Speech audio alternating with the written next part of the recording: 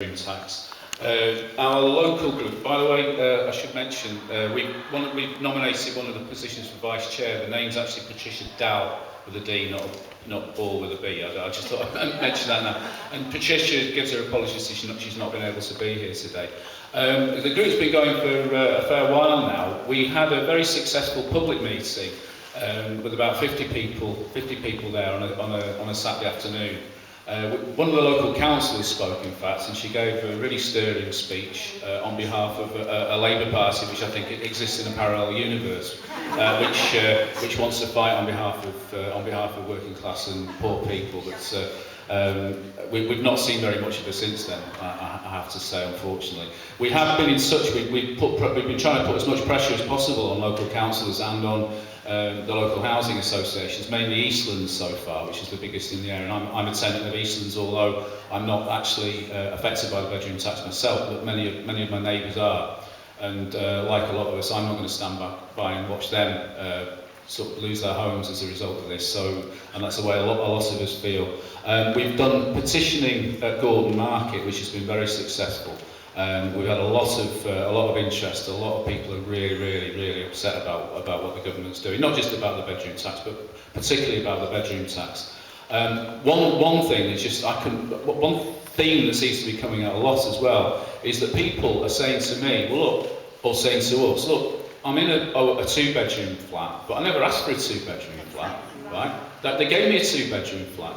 And yet they haven't got any one-bedroom flats to give me, right? I'm in a three-bedroom house, never asked for a three-bedroom house. Now, I'm not saying that people should have to move if they've got a spare room, but it just seems absolutely, I'm just astounded. The guy came up to me the other week at the market, and he said, we were moved by Eastlands because our house was in such disrepair that they had to, that rather than fixing it while we were there, they just found us another house. But they found us a house with a bedroom that we didn't need. And now I'm having to pay the bedroom tax. And it wasn't my choice to move into that house, and they can't move me anywhere else because they've got nowhere else for me to go. So what am I supposed to do? So I think I think that is a general issue, is that one of the things that we've got to look at is the whole issue of provision of suitable accommodation, suitable housing for people, right? And that, that really does have to be one of the things that we make a stand on. The housing associations are saying, and I believe them, they haven't got the, I think somebody was saying, is it South Wales Housing in south of Manchester? They told one of the activists in the local group, sorry if I'm stealing somebody else's lines here, but apparently they told them they've got, was it four or something like that? Three one-bedroom flats. What's all that about?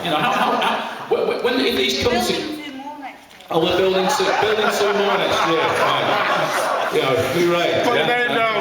Right, so the other things that we're planning, just to give an idea that we're doing, there's a carnival coming up at Bedale Park shortly, in a few weeks' time, where we're planning on getting involved in that. One of the organisers is actually, has been doing a lot for our group as well.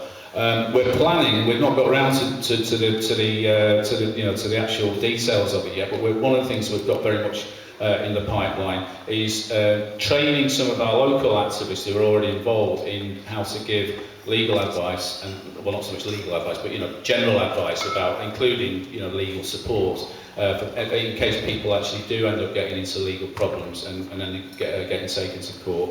And also providing sessions for the wider community when people can come and talk to us about their problems. And obviously, if we can't help them, we haven't got the expertise to help them, we'll have an idea of whose direction to point them in. I think Jamie made a good point there about CAB shelter and whatever. I think we do need to look at what exactly the full gamut of what's available to people in that respect. And Ron made the point about the need to get people into they're actually called Mackenzie's friends. I mean, I won't go into the details of that because I think people may or may not be aware of that. But we do need to make sure that people in court, if they do get taken to court, and hopefully they won't. I mean, we don't know. Our campaign may be so successful that we end up in a situation where nobody else is taken to court. Sadly, I doubt it, but it could be that our campaign will be sufficiently successful to that, because I think people can see just how stupid. I'm sure there's people in this government now who already realise that what a mess this whole thing is. but who knows? Let's see what happens.